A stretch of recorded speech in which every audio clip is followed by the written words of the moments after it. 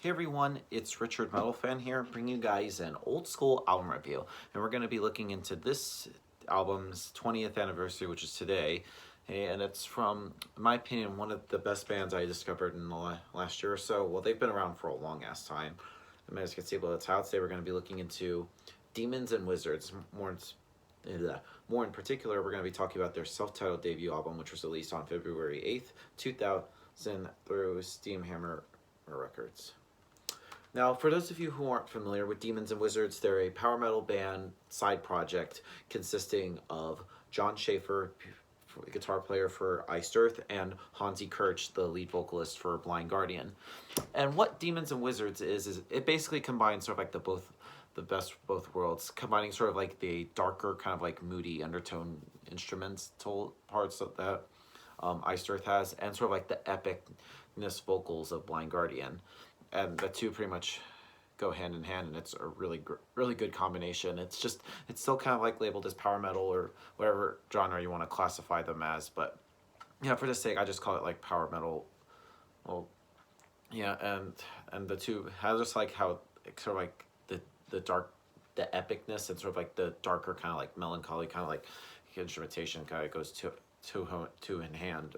And yep, and I feel like John and Hansi just do a really great job with this debut album, and this is I've pretty much been sleeping on this band for like until like in the last year or so where I really discovered them. And of course, I saw them last year at Prog Power, and it was great. It's yeah, and of course, I've always been a fan of like Blind Guardian and Iced Earth, but hearing both John Schaefer and Hansi Kirch together collaborating is just probably the best in both worlds.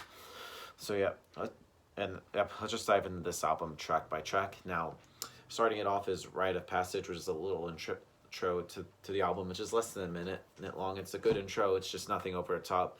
And I love the guitar riff, and Hansi's sort of like chant makes it adequate as it comes into the next song, which is Heaven Denied, which has like John Schaefer's guitar is just trademark in metal, and this song builds up to a good start, yet is improved when the vocals come in, and the lyrics are quite good, mostly referring to like very dark fantasy, or pretty much what I get from it.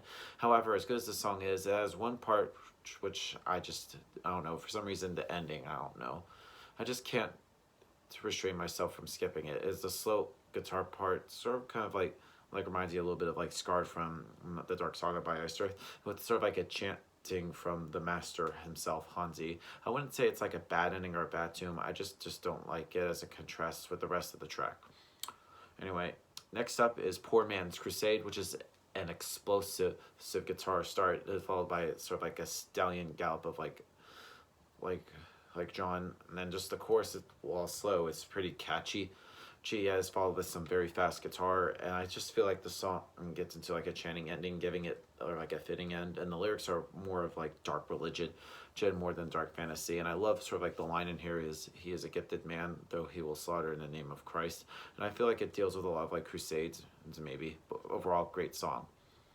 Anyway, moving on to the next song on the album, which is called Fiddler in the Green, which the entire album was made so this song could exist. I know no human doesn't like this masterpiece. And just an acoustic guitar prevails most of the song, with sort of like these vocals telling a story of the day that death took two children, and it just finished with them electric riffing, and then it fades away. And I like this song so much that I don't want to be played at my funeral, and I would gladly take the fiddler's hand while listening to it. For those who know the song, you might agree that the song is pretty much the song on this album. But for those who don't, please grace your senses and listen to it. Maybe it would seem that I pretty much overpraise the song, but I feel like Fiddler in the Green is the song. And I believe that's what they closed with when I saw them at Prog Power. But yeah, overall, great song.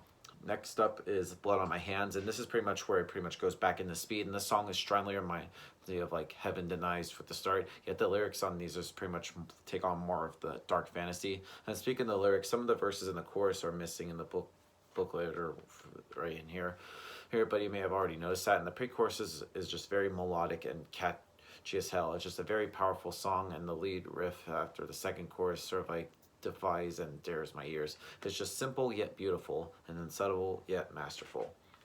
Anyway, moving on to Path of Glory, which has a pretty good acoustic intro with a strongly electric chorus. And one of the first songs I've pretty much heard from this band, or pretty much when I first getting into it, and I just love it. It's just a very catchy song.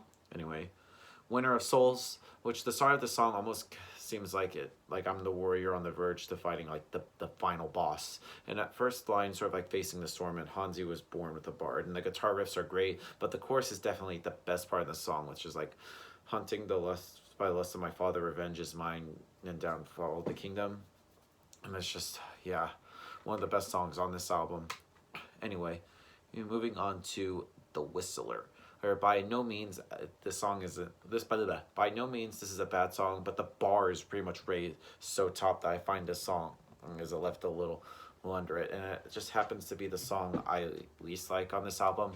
Although it's sort of like lyrically it deals with the tales of I love this a child called the Whistler of Hamelin, and I think it would be the name in English, but sort of like a very slow beginning. That the good part comes in with sort of like the chanting near the end, and that the last fading guitar riff is actually excellent. Not bad, but I feel like it could have been better. Anyway, moving on to Tear Down the Wall, this is supposedly the first song in the trilogy that closes the album. It speaks of the being sort of like destroys the universe, and now another one will create another one or stand in destruction and pretty much utter oblivion or something like that. And the lyrics vaguely narrate this, but are full of dark lines. And the chanting chorus is a greatly like complemented with sort of like Hansi's lines. And after the second chorus, the speed part kicks in, and almost like a persecution with a great guitar solo. And that finishes off with the same guitar tune as the beginning. Great song. Anyway, Gallows Pole, which is Call Me Messiah, yeah, I am God. I just can't stop from loving the lyrics in there. Or most of this is sort of like the same like mid-tempo guitar riffing, and I still think, and I just, like I said, the lyrics again, really great. Like, I'll bring all mankind's end, the end. Man, if there was a God, I feel like Hansi and John would be like would write a fantasy book. But this guitar tune halfway through the song is just this very melodic and catchy. The song is a bit repetitive though. Anyway, it's a great song. And then pretty much the song fades into the last official song being called My Last Sunrise, which is a slow start to an aggressive chorus riffing, an obscure song beginning similar to like Dante's Inferno by Iced, and then non-existing Father God was sort of like Hansi sort of like it's wicked in here with his screams and vocal lines like Golgotha has seen nothing else but a carpenter's death, and it pretty much definitely deals with like dark religion, dark music with the wicked lyrics, but yeah. And sort of like the ending with a fading riff as a smell of evil, and smell of see no evil, hear no evil, speak no evil, or like something, and it maintains that ending. And then we go into the last song on here, which is Chant, which is just like the outro of the album, which is a chant almost kind of like Gregorian. I wouldn't say it's unnecessary, but I feel like that doesn't really add to the album. Now overall, Demons and Wizards' self-titled debut album is definitely a really good album. But if you haven't heard of Demons and Wizards, what are you doing with your life? So if I were to give this album a score, I'm probably going to give this a solid 9.5 out of 10. So yeah, that's my review of Demons and Wizards, guys. I'll also plan on reviewing their second album, Touched by the Crimson King, and their new album, 3, which comes out in a few weeks. So yeah, that's my review of the self-titled album from Demons and Wizards, guys. Let me know in the comments what you guys think about the album, and I'll see you all in the next video. And as always, keep it metal.